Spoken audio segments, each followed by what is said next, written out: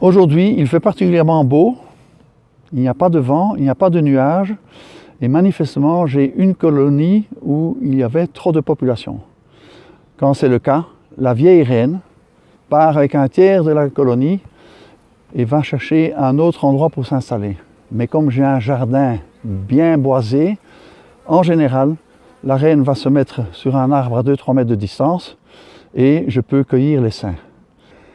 Nous avons un essaim qui s'est placé dans un petit arbre d'aubépine.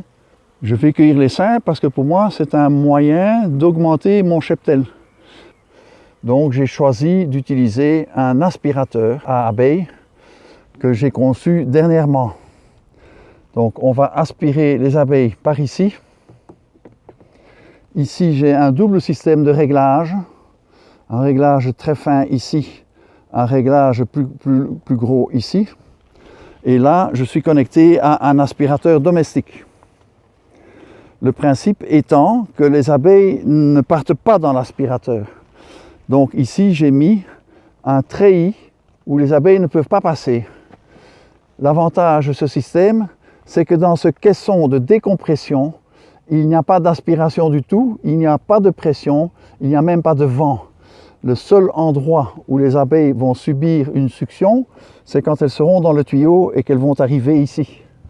Et quand elles sont réceptionnées dans la boîte, il y a un trampoline plein de mousse et de coton qui va les empêcher de se blesser. Et ici au-dessus, c'est une ruchette 6 cadres tout à fait normale. Et dans 2-3 jours, je vais transvaser tous ces cadres de hausse dans une petite ruchette constituée de 2 hausses 6 cadres. Alors maintenant, nous allons passer à la partie la plus importante de l'action, c'est l'aspiration de l'essaim. Et avant de l'aspirer, je vais d'abord contracter l'essaim. Je vais les asperger avec de l'eau froide et l'essaim va se contracter et alors je vais commencer l'aspiration. Donc là, l'essaim va se contracter et je vais bien les mouiller. Je vais brancher l'aspirateur sur les secteurs et je vais régler précisément la force d'aspiration. Donc je vais commencer avec une aspiration très faible. Et je vais tester ce que ça provoque sur les abeilles. L'essentiel, c'est de les aspirer, mais de ne pas les blesser.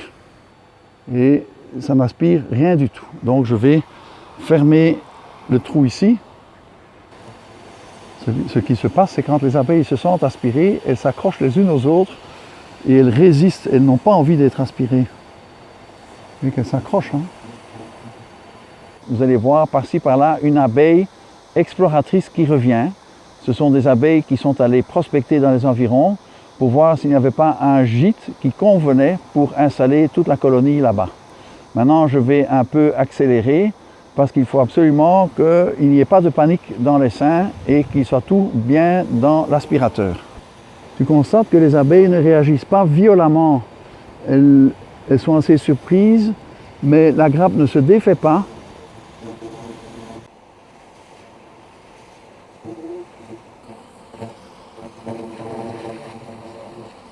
Je coupe l'aspiration. Je vais le déconnecter ici. Et très rapidement, des abeilles vont dire que c'est là-dedans que se trouve la reine. Regarde, regarde, regarde, regarde, regarde, regarde. Voilà, elles ont déjà trouvé l'entrée.